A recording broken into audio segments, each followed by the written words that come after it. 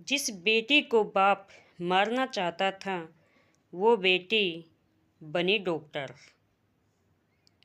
आज रिया जैसे ही हॉस्पिटल से गई और अभी अपने कैबिन में जा रही थी, रिया ने देखा कि कोई व्हील चेयर पर लाया जा रहा है और डॉक्टर। रिया रुक गई कि ये देखने के लिए कि कौन है।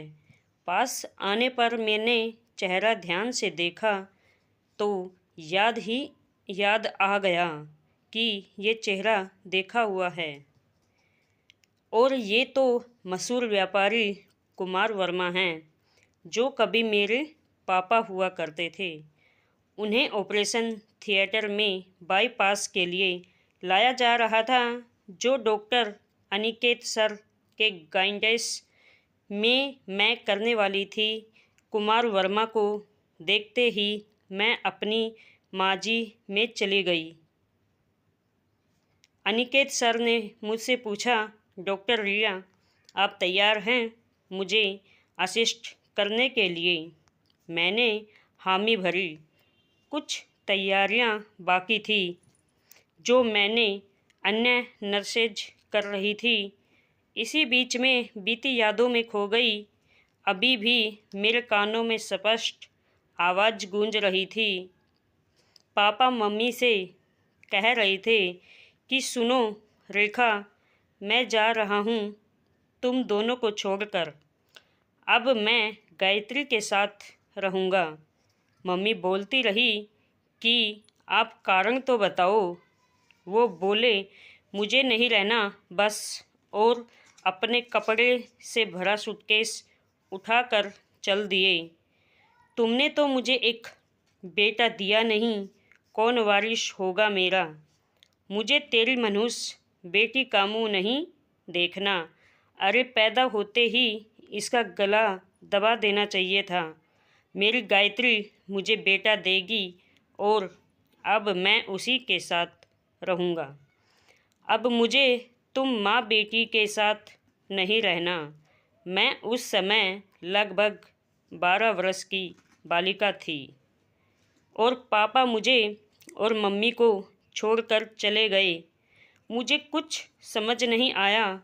मम्मी सरकारी स्कूल में पढ़ती थी, इसलिए खर्चे पानी की तो कोई दिक्कत नहीं हुई, पर भावनात्मक रूप से हमें संभलने में काफ़ी वक्त लगा।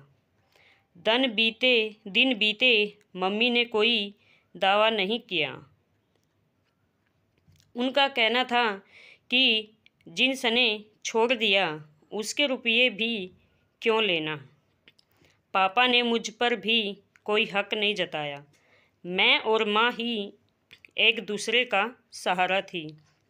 माँ ही मेरे लिए सब कुछ थी। बाप और माँ दोनों का फ़र्ज अकेले निभाया।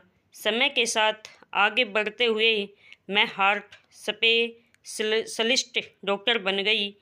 नर्स आवाज़ दे रही थी, डॉक्टर्स तैयारी हो गई, अब आप ऑपरेशन शुरू कर सकती हैं। जब कुमार जी को ऑपरेशन के बाद आईसीयू में शिफ्ट किया तो उनसे मिलने गई। वो मुझे बहुत धन्यवाद देने लगे कि मैंने उनका सफल ऑपरेशन किया।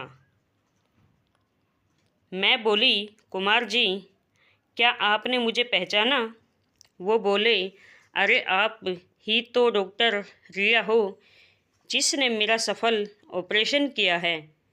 मैं बोली, कुमार जी, मैं वही रिया हूँ जिसके आप कभी पापा हुआ करते थे।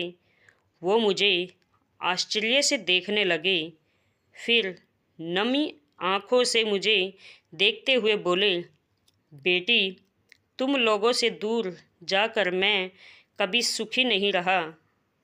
गायत्री भी साल भर में ही माल लेकर अपने बॉयफ्रेंड के साथ भाग गई। फिर ये शरीर रोगों का घर हो गया और नौबत बाईपास तक आ गई और वे रोने लगे।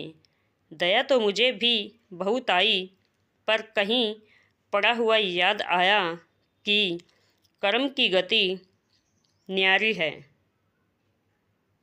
वो अपने कर्ता को ढूंढ ही लेता है। स्वर्ग नरक सब यही है। मेरी ड्यूटी का समय ख़त्म हो गया था।